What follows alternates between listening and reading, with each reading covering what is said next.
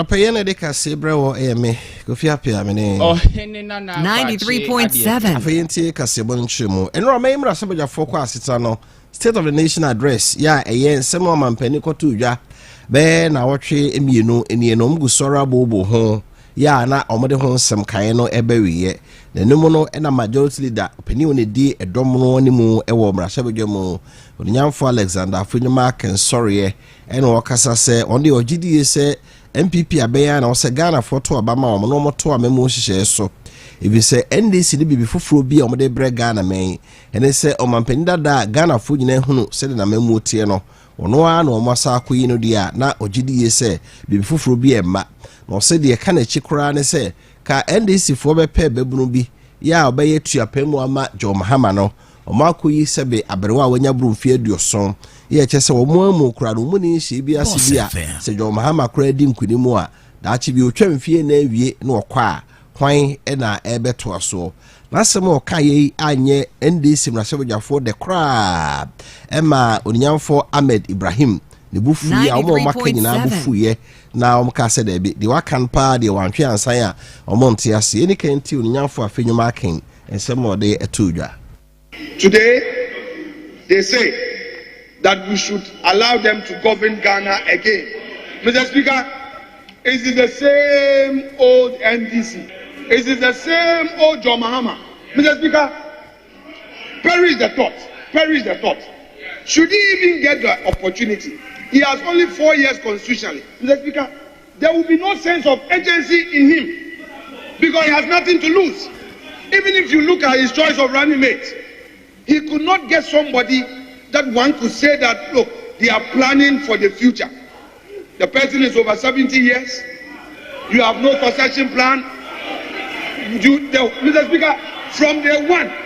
the government will be in crisis. Mr. Speaker, from day one, their government will be in crisis. Mr. Speaker, they want to pick the very old person who could not perform at the education ministry, who could not, as I submitted earlier. If you even look at how they paraded their leadership, clearly, they have not put in place a visionary leadership. And some of Afenyuma aken kai na etu nyamfo Ahmed Ibrahim sa akom ena osore na ose aferi osenkawe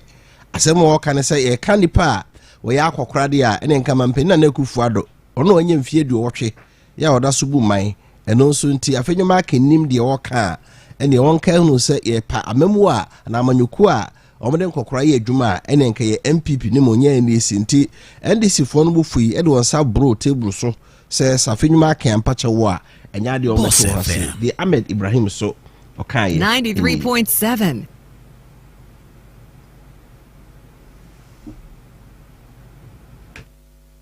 Withdraw and apologize. Withdraw. You cannot be reckless. The Speaker. You will not continue. The Speaker, should I proceed? Withdraw and apologize. Withdraw. Withdraw and apologize. Yes. Withdraw. You will not continue. Withdraw and apologize. When we may be young, when he veered off on that factual basis and was attacking the personality of a prominent figure of this country by saying that he's over 70 years and therefore no sense of agency. Mr. Speaker, we know the President of the Republic is 80 years. Therefore, an attack on somebody who is 70 years, Mr. Speaker, is an attack of the President of the Republic. And when he said the running mate is 70 years and therefore there's no sense of agency in him, we were expecting Mr. Speaker to call him because Nanadu is over 80 years. Yes. And we didn't make mistake. He's telling us that we did mistake in voting for Nanadu who is 80 years for misleading the country. Yes. So Mr. Speaker, we are going to call him to expand that aspect from the handset. That is what the bank was making noise. Did we make mistake in voting 80 years personality into power? You campaigned for him. You marketed Nanadu who is 80 years. That cannot so long. Professor Makokwe was 80 years. He was on this chair. So when you attack for age, Mr. Speaker, we will run after him. And that's what the bank was saying. Mr. Speaker, to be able to carry the house, the leader of the house must withdraw that aspect from the handle because the running mate is not here. And, Mr. Speaker, he must apologize to the aged person in this country. Wey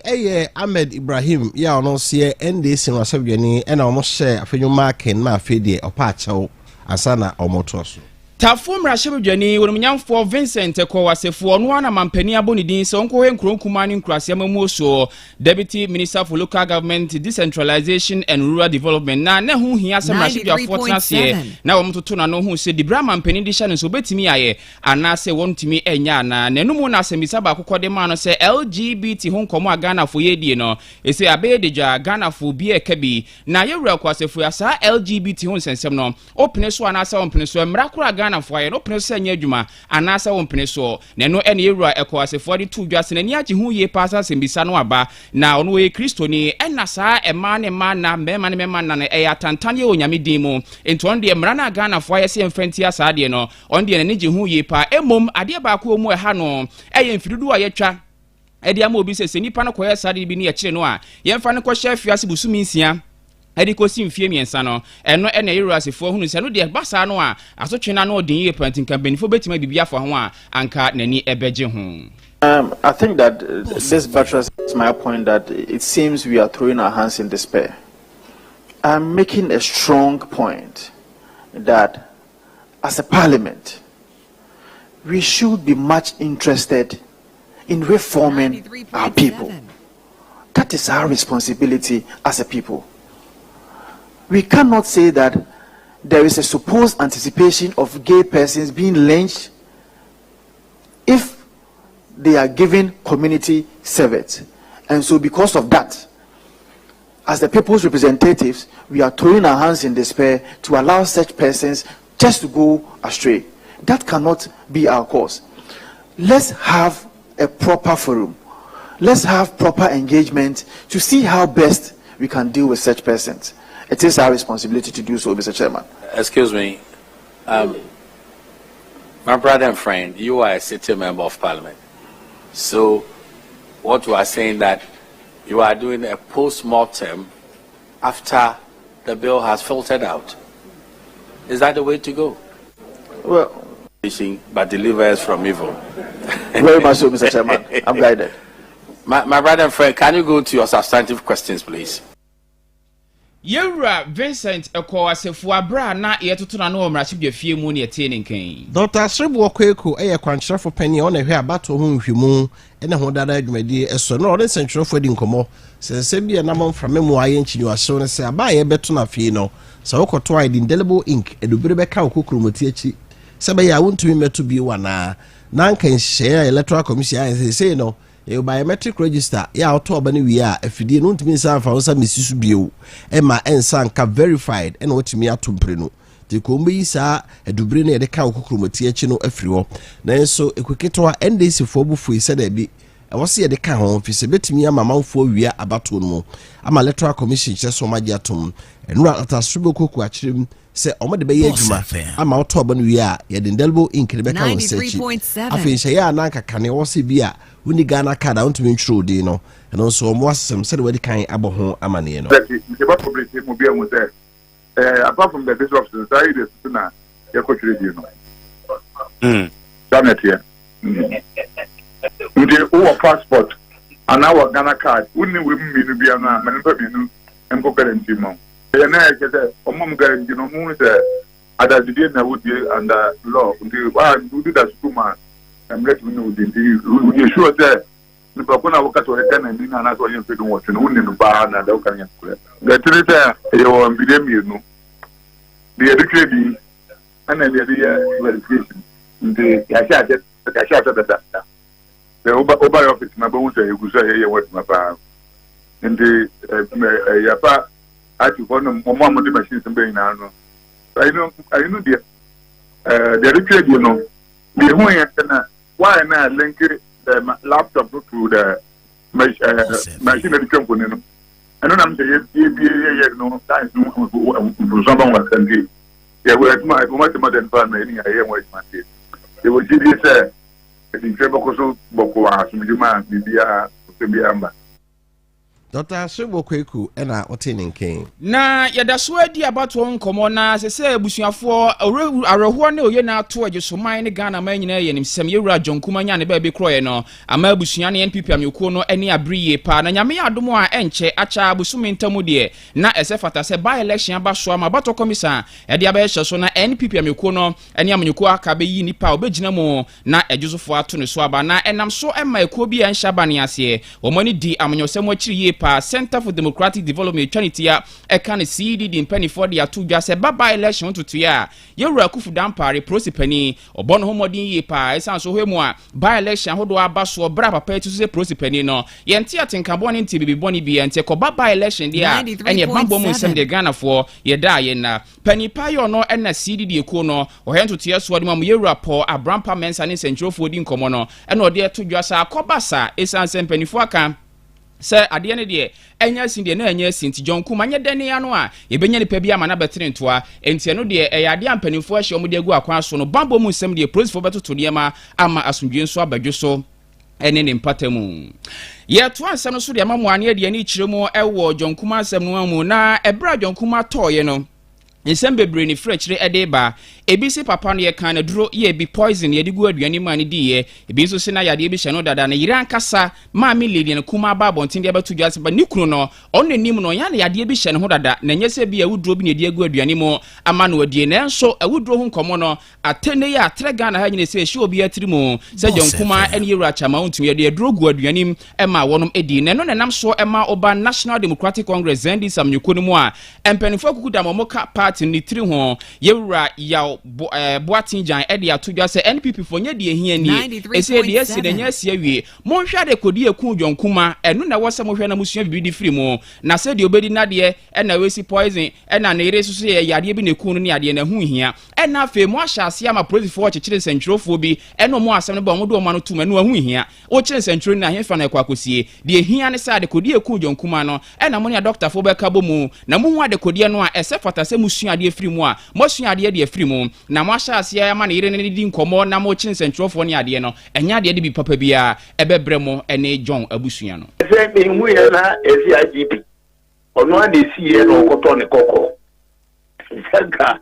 the bodyguard tikanu isi yesi huma tentene etwetwe ne ma boni a ya wombe ne yire na ka asembi se ni kunu medical report enkyere se ni amafo kana eye no kre ani ne nya edi ye free ni panon for momra ya brandi ya wo Unia TV ne mahu ewuntumi nso ne aid no ensema wo kana hu nkrodo bana fine omona edi omani ehu niam bi na nsem na omo keka no so nyina no hwe a esisi so kakra eniti se medical report no eba na de di pe face se ni pa no waka ba bi ba o mi e dey postmortem report no ba na kire se ni ya emu bi ehu sampase mayen takaso na omo amaka no so ayeso omo yare ne ekeka ka ho no yansan komuni yankorese eno so akisa ya na yewura WOFA ya boatin jan ena yetene nkan na enra John kuma onya ne be bi ko ne yere ne sentrofo di nkomo e won kran atre ekwane e fa so ma ne kunu toye 93.7 mu se ne kunu oje ma abrochimemu a oje ehwe na sisma Ghana for fidelity no ba edru ba bi eden no omo yomo adwen so omo ede ne kro ne no to aso ekire mu se kru no na yade bi e won ho a edi be ye afinie ya da biara okọ ayarhwe ti so obi si wonim se obi ena de bibi fra na duane mu ne kru no a ono nso peso hunu ifsenye saa na asem no etie good and bad times even way before he became an active politician. I would say politician because he has been a politician from school days, but actively things we were to. I felt very relieved, say, oh, you're okay. But yeah, I'm quite so I'm saying, you're tough. So around 11, I'm say, rather he showed a sign of why he relieved the Ankasa. Otutunesa 3 and then now sweaty earlier. No, after this I said there was no sweat, but I have a little medical background. We share machine this number say no, things are dropping. I said I'm encouraging. Though the doctor, I was with the doctor, the personal doctor, and so on and so on, as well as the technicians in the ambulance. They were all trying to comport themselves and no more yes move, but as a pastor there, that time I was seriously praying, trusting God said but unfortunately I'm say that 11:35 now the doctor raised the alarm, said no, any nearby hospital now your man for rest now on to me mano CPU and Saka na yatwaso and now normal saying constant oxygen now he wants to stabilize him. And see the 93.7 nearest hospital was Suhum. Yes, found and I didn't rush Suhum. They promised you be near any delay at this say quickly they brought the oxygen, doctors came out. Not long ago, no me catch me say the ambulance need in a buy, and you're strong. I say, so I should take another car, Nine Franco. Now, I'm the neighbor 37. I say no. And she said, sorry, Papa. It's not simple, but I say, me who na assign when I know what necessary. I actually say, any panic. Finally, Dr. Nigada carried no catch me say they did their best. BOSSTV.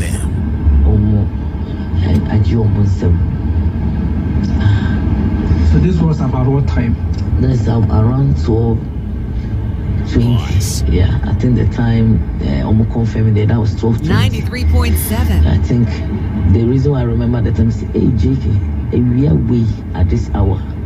You can't live like that. But unfortunately, I was hoping that me them say omunati,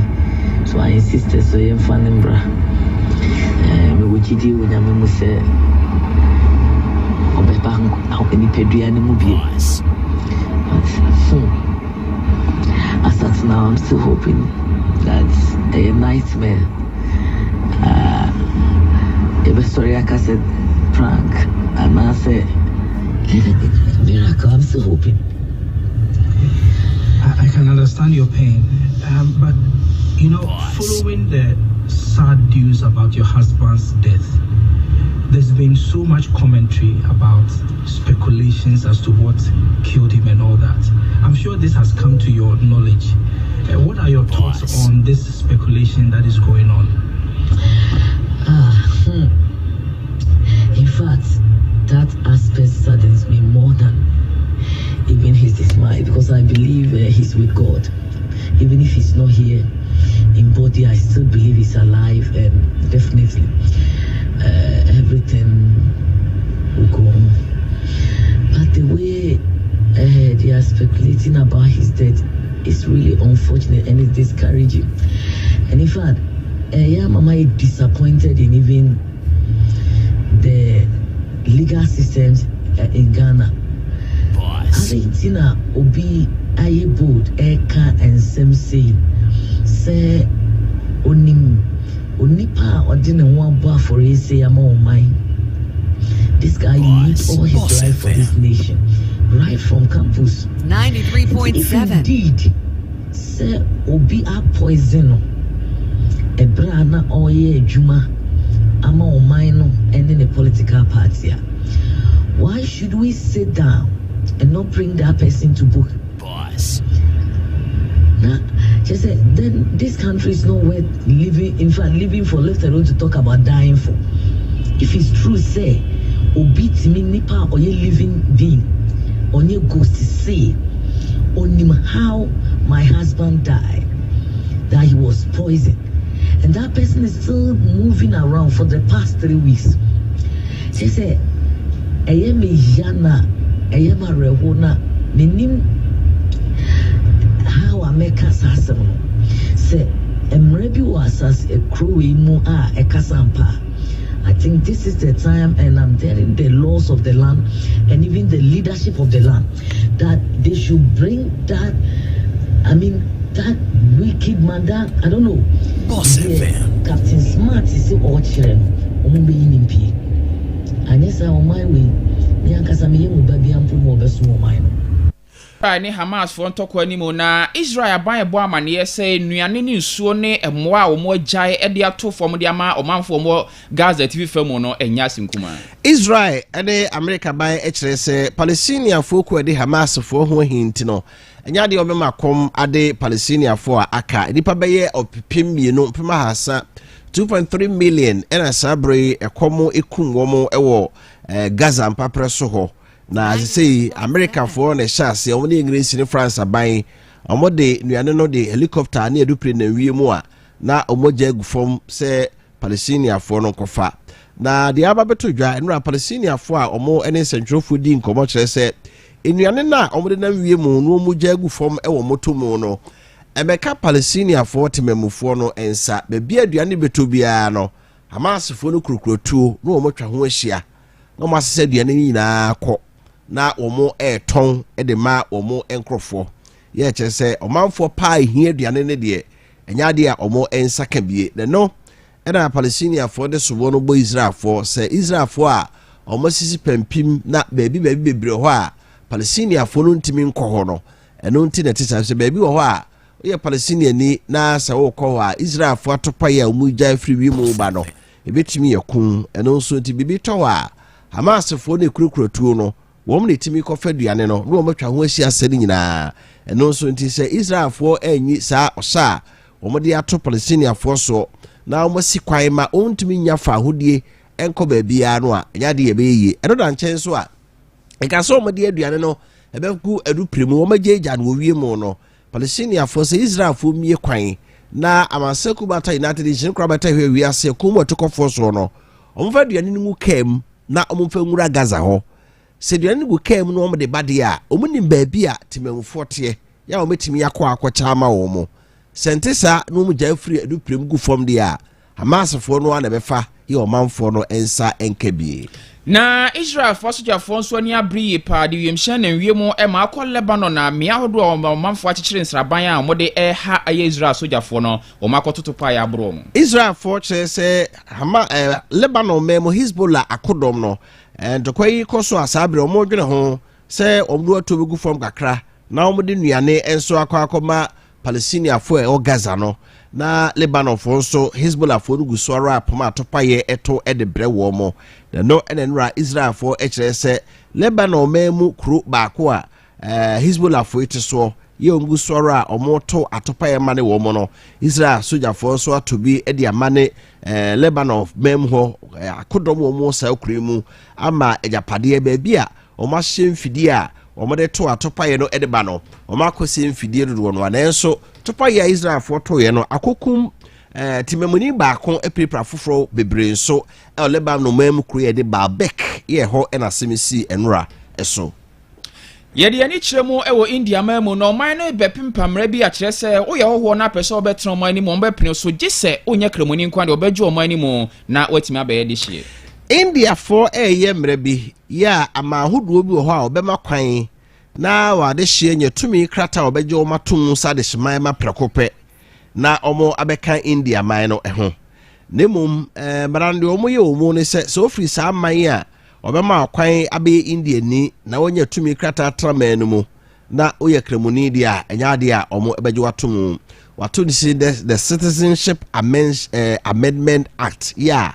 mara no kire se amabi wo ho a ahoto ni ho asomdwe ni ho amabi se Afghanistan Bangladesh ene Pakistan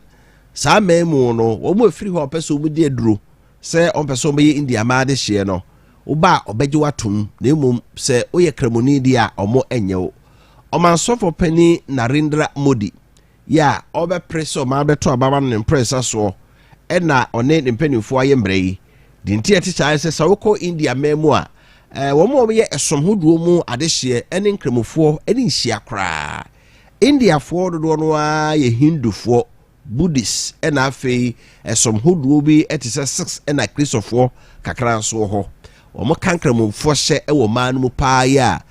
ntokwatimi si na hindufo no omo dɔɔso no omo ato ahyenkramofo no so aye bebre no apasa na mere afimpibienu ene dunkron ena omo yeso omo de be ye adwuma nanso omo antimi ampempa mamante ase anye adwuma na afei ena omo aye hye safi de be ye adwuma so we India memu a enipa ono do okobeye opepepem baako ene mpema hanan 1.4 billion emu opepema he no 200 million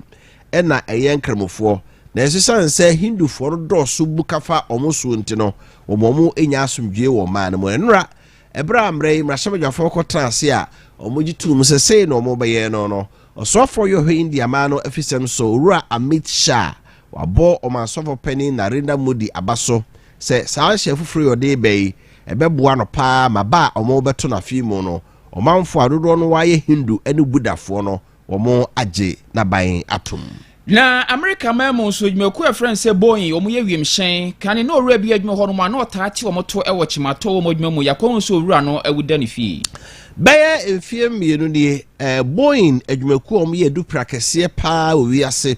eche adwumaku bia na omo dupra no taate teto o abetese Boeing 737 Boeing 747 Boeing 777 akoti ato enipa beye ahanu se ewu ende keke ka ho eno ene ma America baye ne bridge maku no so se ewiemu akwanhia de entansi kura nti ebesi nso a na ye dupre ne ho to chima ebise wiemu no kwa ka bia na dupre bia ni ho a ene obebu mpu enye ka akwan eno aka se kwa na nye makobo poto mu ama akotom atwere eti akwanhia esi wiemu no dodo no a omo ye edupre no omo na anye ne yi a ho to chima pe na ebi wa na wiem na te ato ebi wa etuo no a no na sanso ate akotofo mu akum enipa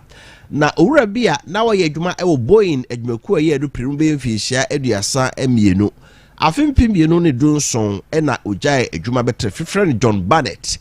wono ene bra na Boeing edupre titeto no obaka se die ntia saasem no asie ene se womo ye adwuma ewo adwumaku no mu no say omo ye edupre no a eho pass ne ma womo de hyemu ma edupre no etimi nante wiemu che no omo mfa papa enhyem ebi se ebi ana adwumaku bi pedupre no bi ato a na o ma ye edupre no spare pass bi ne niam bi afidi ekura no wiemu no de woso omo de hyemu ma etimi echere ansa na ho atochema no omo nye ne sa te na wiem na bibisi a osekani ne be ya bibia na obetima ye na akote ato amani munipa nyina wu sabrante ebete adwumaku no to no ema America ben brace ne omadu prebia no mo fansi wo na omonye siesie kopem so benya dance se du pre ni na ye kama asa na asa etubio oye hwese blower ono obi a asemi koso adwuma bi mu na aso ni mu ano abeteto ama manfo nyina ehudi o mu nra abetodwa soma ko sabrante ewu ya aye omane nyina anwa se obi de kun no ananse ono a ne krabia ewu ena odi wuye na yekɔ Swaziland memo so aban ne de ato dwa sɛ nya no kreda sɛ mema ho akwatwe ama ema busu ama ɔmo kɔ ama hodo so akɔkra mema sɛ yemra ne emeware ɔmo ma no ma ɔmo efi nansa ne ena krata bi a Swaziland man asese efe no Eswatini ɔmo mampene kin nzoate ye ɔtoso miensa nsa hyase na ɔkan krata no mu asɛm a de ɔmo ne sɛ saa man ne mu no emema ho ayeden omo ma wo ho paa ye ma ne nyakunu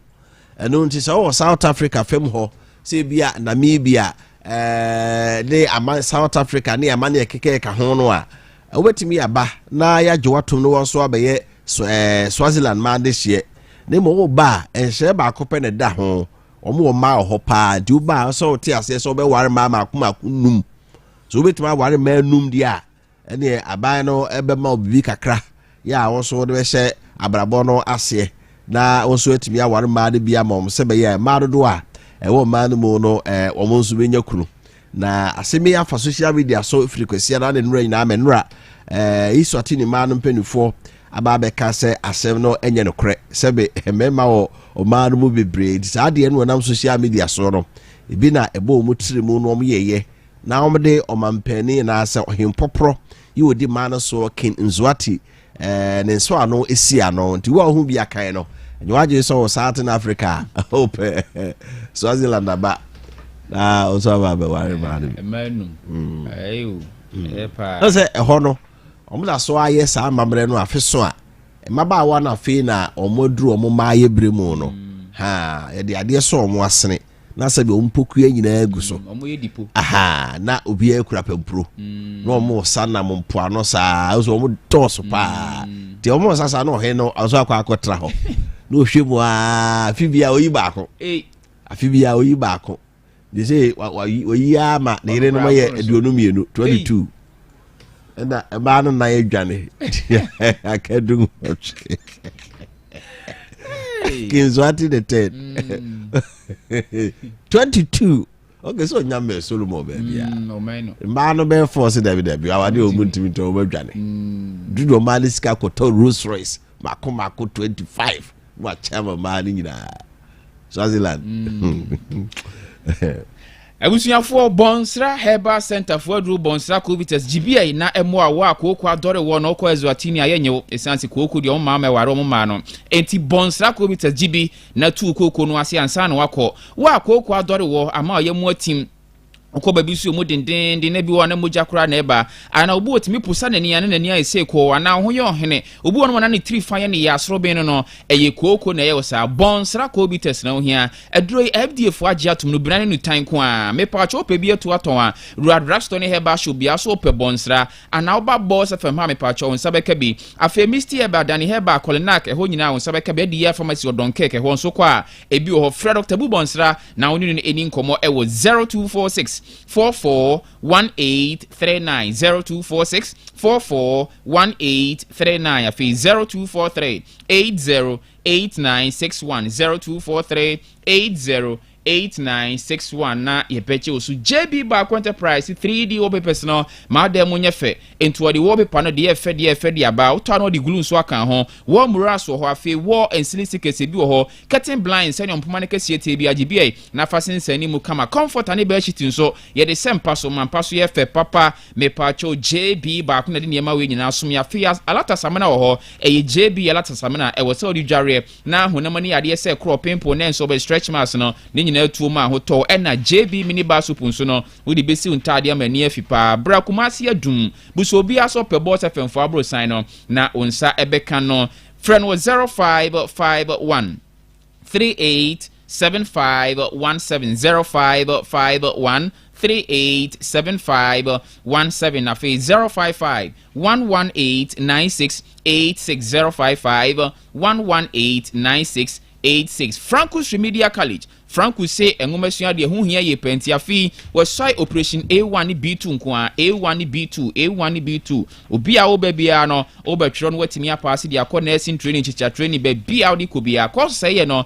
general arts, general science, general Greek business, home economics and visual arts unya register wasi 2024 no wasi o mashe biometrics na sinti be bia wo bia no bomodin abra na yemfa nko o register no anu acho scientific calculator free je na fakoso yi maths ne commerce no school yi ufre neba baby abeda de nye problem san se owo hostel facility o ma emama ni mema nyina ewo kumase ya ewo Maxima Junction o koteka Maxima Junction Golf Filling Station echia no ofre no ewo 0243 9833 98 0243 9833 98 0243 9833 98 SAS Jewelries e de agudi aba wedding rings, engagement rings, bridal rings, watches, bracelets ni nyina no ba ebi ho afi makeup cinema to say nails, lip gloss, eyelash, mascara, bonding glue, head bonnet remover, wig net, durée, makeup brush, nail polish, cleaning tissue ni nyina no ebi ewo SAS Jewelries me pa cho bra kumase adum buso obi aso pe boss fm for abro san wo wase